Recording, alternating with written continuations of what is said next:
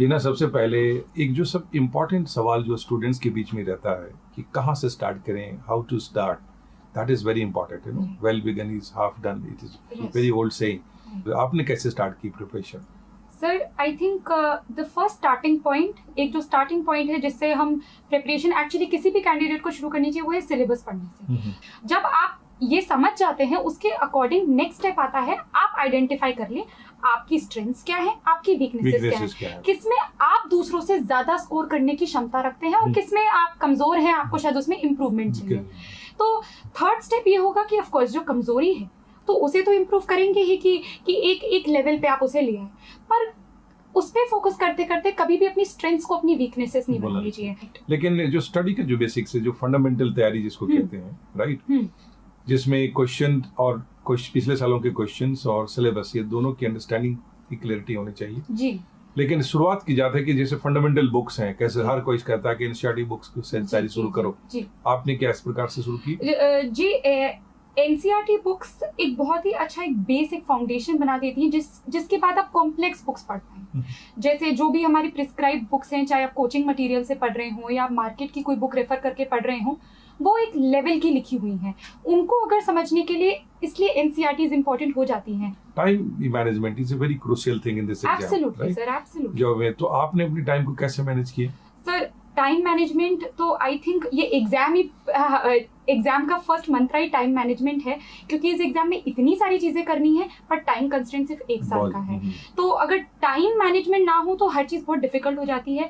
मैं बहुत ही सिस्टमैटिक थी मैं 3 मंथ्स पहले का ही अपना टाइम टेबल बना लेती थी कि 3 मंथ्स में मुझे इतना इतना इतना हर सब्जेक्ट का कवर करना है, और मैं टारगेट्स में इंश्योर करती थी कि एवरी डे जो भी मेरे टारगेट्स है, I am meeting those targets. और उसमें भी एक जरूरी है practical level of time management. कई बार स्टूडेंट बहुत एबनॉर्मल रूटीन बना लेते हैं कि हमें 17 घंटे 18 घंटे नहीं, आपकी रेगुलर रूटीन कितनी थी पढ़ाई की? सर, मैं सिर्फ 7 घंटे पढ़ती थी, और कभी मान लीजिए कुछ थोड़ा खिंच जाए एक टॉपिक में थोड़ा ज्यादा टाइम तो 8 घंटे। बट प्रॉब्लम यही होती है कि लोग एक हफ्ता कर लेंगे फिर नहीं करेंगे। जब वो तो रूटीन, हाँ जी, you have to make it a routine, you have to make it a habit. Newspaper reading ही हो तो आपकी वो ऐसी हैबिट बन जानी चाहिए कि जैसे रोज आप सुबह चाय पी रहे हैं तो आपको न्यूज़पेपर पढ़ना है। टीना, आपने हालांकि एक जो कॉन्शियसनेस है आपकी और फैमिली की ओर से स्टार्ट भी आपको 11th के लेवल पे ही दे दिया गया था, लेकिन एक सीरियस प्रिपरेशन होती है कि कब से सीरियस प्रिपरेशन करें, ठीक है?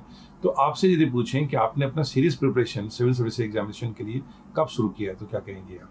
सर, बिल्कुल ग्रेजुएशन के बाद मैं 20 पे ग्रेजुएट बन गई थी, और एग्जाम के लिए 21 की एज लिमिट है, तो मेरे पास एक एज गैप था। तो वो जो 1 साल का पीरियड था उसमें मैंने फुल फोकस के साथ जो प्रॉपर सीरियस प्रिपरेशन जो आप कह रहे हैं वो उस 1 साल में करी। तो बेसिकली एक सीरियस प्रिपरेशन यदि 1 साल का इंसान कर सकता है तो टीना के जैसा टॉप भी कर सकता है। जी सर, आई थिंक ये पूरा खेल ही है, एक फोकस और एक डिसिप्लिन का। लैंग्वेज एंड कम्युनिकेशन जो है ना, इस एग्जाम का बहुत इंपॉर्टेंस रखता है, क्योंकि आप कितना क्या जानते हैं, क्या पढ़ाई किया, उससे ज्यादा इंपॉर्टेंट कि आपने एग्जामिनेशन में क्या कम्युनिकेट कर रहे हो। Absolutely. तो कम्युनिकेशन स्किल डेवलप करने के लिए राइटिंग में भी और स्पीकिंग में भी आपने कुछ स्पेशल कोशिश की? अगर हम पब्लिक स्पीकिंग की बात करें, so since my college, my school time, my college time, I have always been a debater. तो मैंने बहुत सारे यूथ पार्लियामेंट्स में, मॉडल यूनाइटेड नेशंस में, डिबेटिंग कॉम्पिटिशन्स में पार्टिसिपेट किया कि मुझ में वो उतनी कैपेसिटी, कैपेबिलिटी है कि I can address the crowd, I can make my point without hesitation. मैं आराम से फ्लुएंटली बात कर पाऊँ, किसी भी भाषा में बात कर रही हूँ, हिंदी में बात कर रही हूँ, इंग्लिश में बात कर रही हूँ। और राइटिंग स्किल, क्योंकि मैं ह्यूमैनिटी स्टूडेंट रही, तो हमारे में एम्फसाइज ही थोड़ा क्रिएटिव राइटिंग पे होता है। एंड ये आपने सर बहुत करेक्टली पॉइंट आउट किया कि exam is all about articulation, की लास्ट में आप पेपर में लिख के क्या आए, पढ़ाई उतनी नहीं, आप प्रोड्यूस क्या करके आए पेपर में, that is very important. Short preliminary में क्वालिफाई कोई कैंडिडेट कर सके तो उसकी अपनी स्ट्रेटजी अपने ऐसी क्या बनाई जो आप लोगों से शेयर करना चाहेंगे?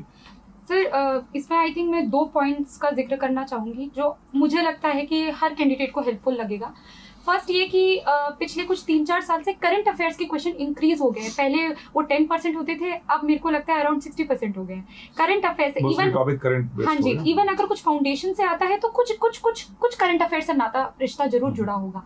और दूसरी चीज की जो फाउंडेशन कोर्स है, मेरे हिसाब से अगर कोई फर्स्ट टाइमर हो, क्योंकि मैं खुद एक फर्स्ट टाइमर थी, तो 3 बार रिविजन हर फाउंडेशन कोर्स बुक का बहुत इंपॉर्टेंट है। एक इंपॉर्टेंट सिचुएशन आ जाता है, कई बार स्टूडेंट्स पूरी तैयारी कर लेते हैं और एग्जामिनेशन में जाकर परफॉर्म नहीं कर पाते। तो एग्जामिनेशन स्किल भी एक बहुत बड़ी चीज होती है, और खासकर प्रिलिमिनरी एग्जामिनेशन में जहाँ टाइम का लिमिटेशन होता है। तो एग्जामिनेशन में जा करके कि आपके हिसाब से क्या क्या प्रिकॉशन रखना चाहिए या क्या उनको कोशिश करनी चाहिए एग्जामिनेशन हॉल के अंदर?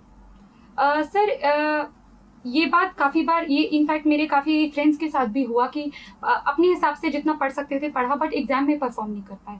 उसका सबसे बड़ा मुझे रीज़न लगता है कि उन्होंने प्रैक्टिस नहीं की एग्जाम देने की। तो ये जो मॉक टेस्ट सीरीज होती हैं ये बहुत इंपॉर्टेंट होती हैं, क्योंकि आपको एक एग्जामिनेशन सराउंडिंग देंगी, आपको ऑल इंडिया रैंकिंग देंगी, आप टेस्ट दे देकर खुद अपनी स्ट्रेटेजी बना पाएंगे। क्योंकि जैसे प्रीलिम्स में हम सबको पता है नेगेटिव मार्किंग होती है, तो आप खुद अपना आइडिया लगा सकते हैं कि अच्छा मैं इतना रिस्क ले सकती हूँ, ले सकता हूँ, नहीं ले सकती हूँ, नहीं ले सकता हूँ। तो ये जो एग्जाम में परफॉर्म नहीं कर पाते क्योंकि उन्होंने पढ़ाई तो कर ली बट एग्जाम देने की ही प्रैक्टिस नहीं करी। अब थोड़ी मेंस की बात करते हैं कि मेंस के एग्जामिनेशन में जो पेपर्स हैं उसके हिसाब से कई बार तो स्टूडेंट जो लैंग्वेज पेपर में ही फेल हो जाते हैं, लैंग्वेज कंपलसरी है। जी, उसके बारे में आप कुछ कहना चाहेंगे? जी, बिकॉज मैं एक इंग्लिश मीडियम स्टूडेंट हूँ, तो क्योंकि रोज ही लिखना उसमें था, तो इंग्लिश पेपर के लिए तो ऐसा कोई प्रॉब्लम नहीं हुई। बट जो सेकंड लैंग्वेज थी मैंने हिंदी चूज किया था। अब यही है कि हिंदी आम बोलचाल में तो बोल रहे हैं but that is not it. Paper बहुत अच्छे लेवल का आता है, ऐसा नहीं कि आप ऐसे ही क्लियर कर लेंगे विदाउट पढ़े। तो इवन मैंने 1-2 महीना पहले हिंदी का एक न्यूज़पेपर लगाया था, मैं रोज वो हिंदी का न्यूज़पेपर पढ़ती थी, जिससे इस लैंग्वेज के भी बहुत अच्छे से टच में है। एसे पेपर जो है वो एक नॉर्मली स्टूडेंट्स नेग्लेक्ट करके चलते हैं कि चलो एसे का तो वो तो लिख ही लेंगे हम, राइट? तो आपने एसे पेपर के लिए क्या कोशिश की? जी, मैं फॉर्चुनेट थी कि मेरे काफ़ी सीनियर्स थे जिन्होंने बताया था कि नहीं ऐसे पेपर बहुत स्कोरिंग है और बच्चे नेग्लेक्ट करते हैं, तो अगर मान लीजिए आप किसी और पेपर में बाय चांस कम मार्क्स ला रहे हैं तो इसमें आप गेन कर सकते हैं अगर आप इसमें अच्छे से परफॉर्म करें। तो मैंने ऐसे पे बहुत ध्यान दिया, क्योंकि मैं खुद ही ऑनेस्टली कहूँगी कि मैं उतनी क्रिएटिव नहीं हूँ कि मैं कोई एकदम बहुत ही फिलोसफिकल ऐसे लिख दूँ, बहुत ही बड़ी बड़ी बातें कर दूँ। तो मैं usually current affairs oriented topics पे ही ऐसे लिखती थी। ये बहुत अच्छा है कि हमारे पास ऑप्शन होता है कि आप कौन सा टॉपिक उठा के लिख सकें, क्योंकि करंट अफेयर्स वैसे भी आप मेन्स और प्रीलिम्स के लिए पढ़ ही रहे हैं तो आप you are comfortable with it. तो मैं वो टॉपिक ही उठाती थी क्योंकि मैं एक नॉर्मल स्टूडेंट हूँ जो एक नॉर्मल ऐसे लिख सकता है। बट मैंने प्रैक्टिस बहुत की। मैं हर हफ्ते after prelims till my mains exam में हर हफ्ते एक ऐसे लिखती थी, तो मुझे प्रैक्टिस बहुत थी। तो इग्नोर ना करें। जहाँ तक जनरल स्टडीज के पेपर हैं, सारे पेपर काफी डायनेमिक नेचर के हैं, उस पेपर को आपने कैसे तैयार किया? सर क्योंकि ये मैं कहूँगी कि थोड़ा पेपर थोड़ा स्टैटिक है, क्योंकि हिस्ट्री है, ज्योग्राफी है, तो ये डायनामिक इस सेंस में नहीं कि बदलता नहीं है उतना। तो ये पेपर इनफैक्ट इजी है कि अगर आपने प्रीलिम्स का ही अपना बेस बहुत स्ट्रॉन्ग किया हो तो ये आपको बहुत हेल्प करेगा। बट जैसे कि आपने कहा कि प्रीलिम्स और मेंस थोड़ा डिफरेंट है ओरिएंटेशन में। प्रीलिम्स थोड़ा फैक्चुअल है, मेंस थोड़ा एनालिटिकल है, एनालाइज, आपको अपने ओपिनियन देने होते हैं इसमें। तो अगर जो भी मुद्दे करेंटली चल रहे हो, जैसे अगर कोई पॉलिटी की बात कर लें, तो अगर हम प्रेसिडेंट्स रूल है, अगर वो न्यूज़ में है, तो अगर आप उसके एडिटोरियल पढ़ रहे हैं न्यूज़पेपर में, तो ऑटोमेटिकली आपका भी एक ओपिनियन बन जाएगा जो आप एग्जाम में फिर प्रोड्यूस कर सकते हैं। पेपर 2 का जो नेचर है, पेपर 1 में थोड़ी फैक्ट्स ओरिएंटेड चीजें जा रहे हैं, ज्योग्राफी, हिस्ट्री है, उसके लिए कुछ खास अपने अंदाज अपनाया कि ज्योग्राफी कैसे मजबूत करें या हिस्ट्री एंड कल्चर को कैसे करें? ज्योग्राफी में मैं कहूँगी कि मैं हमेशा कोशिश करती थी कि अगर कोई डायग्राम बन सकता है तो बना दें। और जैसे हिस्ट्री के आंसर्स हों, तो जैसे काफ़ी बार डेट इंपॉर्टेंट होती है, या कोई इंपॉर्टेंट स्कॉलर है जिन्होंने कोई बहुत अच्छी बात कही हो तो उनका नाम अंडरलाइन कर देना। तो ये छोटी छोटी चीज़ें थोड़ा और आपके आंसर्स को और बेटर दिखाती हैं और बेटर बना देती हैं। पेपर 3 के बारे में थोड़ा कमेंट्स आप कीजिए कि आपने कैसे किया paper 3 science and technology economy. मैंने कोशिश करी कि जितनी भी चीज़ें करंट अफेयर्स में है, साइंस में जो भी करंट, जैसे मार्स ऑर्बिटर मिशन गया था मेरे एग्जाम के टाइम, तो मैंने उसको फॉलो किया। Indian regional navigation satellite system था और उस पर क्वेश्चन भी आया, तो मैंने वो सब चीज़ें कोशिश करी कि देखिए अब हम तो बेसिक चीज़ समझ नहीं सकते, बट जो करंट चल रही हैं, जो भी डेवलपमेंट्स हैं, उनको मैंने बहुत अच्छे से फॉलो अप किया। उसका क्या जी। अब थोड़ी सी बात हम लोग पेपर 4 की करते हैं, क्योंकि उसका जो नेचर ऑफ सिलेबस है वो इस प्रकार का है कि कोई बहुत ज्यादा टेक्स्ट ओरिएंटेड चीजें नहीं है, एथिक्स, इंटीग्रिटी, एप्टीट्यूड की जो पेपर है। तो इसमें आपने किस प्रकार से अपनी तैयारी की? मेरे अनुभव से जो मैं एक चीज़ कहना चाहूँगी कि case studies nearly 50% of the paper होता है। और इवन मैंने अपने टाइम पे बहुत देर बाद केस स्टडीज प्रैक्टिस करना शुरुआत की, और वो इसीलिए की कि मुझे लगा अरे केस स्टडी है, पढ़ के देख लेंगे क्या करना होगा। बट वो एक्चुअली बहुत ट्रिकी होती हैं, वो एक्चुअली बहुत कठिन होती हैं और बहुत विचार पूर्वक होती हैं। आपको it's very thought provoking, you have to think कि अच्छा बहुत कॉम्प्लेक्स सिचुएशन है, अगर मैं डिस्ट्रिक्ट कलेक्टर हूँ तो how will I be able to help that situation, and that comes only with practice. They are also very scoring. एक case study 25 marks. आपके हिसाब से एग्जैक्टली एग्जामिनर जो है पेपर 4 में क्या चेक करना चाहता है? सर वो ये चेक करना चाहते हैं कि आप एक सेंसिटिव, एक कंपैशनेट कैंडिडेट हैं जो सोसाइटी के हर वर्ग को साथ लेकर चलने के लिए तैयार है। That is what they're basically testing. आपने ऑप्शनल सब्जेक्ट क्या रखा था? पॉलिटिकल, क्योंकि आप ऑलरेडी एकेडमिकली हमेशा आप एक्सेलेंट करती रही हैं, टॉपर भी रही हैं, तो नेचुरली आपके लिए एक चॉइस था पॉलिटिकल साइंस लेकर के आगे करने। लेकिन सिलेक्शन ऑफ ऑप्शनल सब्जेक्ट के लिए ओवरऑल आप कैंडिडेट्स को क्या कहना चाहेंगी? सर मैं यही कहना चाहूंगी कि बिल्कुल सब्जेक्ट वही लें जिसमें रुचि हो, क्योंकि ये ग्रेजुएशन लेवल की स्टडी कोई आसान चीज नहीं है। Tina, interview civil services personality test जिसको कहते हैं, दैट्स अल्टीमेट थिंग। हमेशा से कैंडिडेट के दिमाग में रहता है एक दिन मुझे इंटरव्यू जाना है, धौलपुर हाउस जाना है, भाई एक कल्पना के दिन में होता है, लेकिन अपने आप में काफी एक चैलेंजिंग चीज होती है।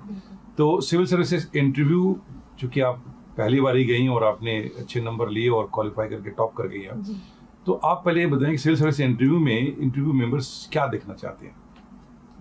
सर आई थिंक जो बोर्ड मेंबर्स हैं वो हर चीज आपकी एनालाइज करते हैं, आपकी ड्रेसिंग स्टाइल, आपकी बॉडी लैंग्वेज, बेसिक एटिकेट, आप हाँ जी, आप अपने ओपिनियन अच्छे से आर्टिकुलेट कर पा रहे हैं या नहीं है, आप कितने कंपैशनेट हैं इश्यूज को लेके, आप कितने सेंसिटिव हैं, आप अपने खुद के सब्जेक्ट में कितने एक्सपर्ट हैं, तो आपकी हर चीज टेस्ट होती है।